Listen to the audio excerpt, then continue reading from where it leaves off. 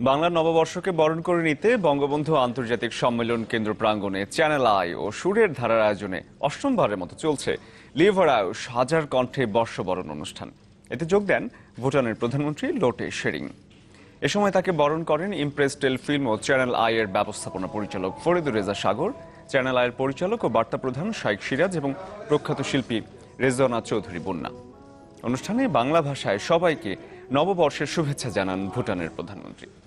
অন্যান্যদের মধ্যে উপস্থিত ছিলেন জাতীয় সংসদের স্পিকার ডক্টর শিরিন শারমিন চৌধুরী ও পররাষ্ট্রমন্ত্রী এ কে আব্দুল মোমেন।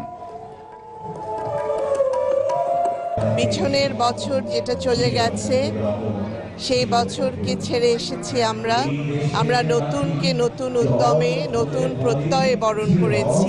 আমরা একটা উন্নয়নের মহাসড়কে যাত্রা শুরু করেছি। আমি আশা করব যে উন্নয়নের মহাসড়কে আমরা কৃতকার্য হই আর আমাদের এই নববর্ষ আমাদের অনুপ্রেরণার দিকে উৎসাহ যোগাবে।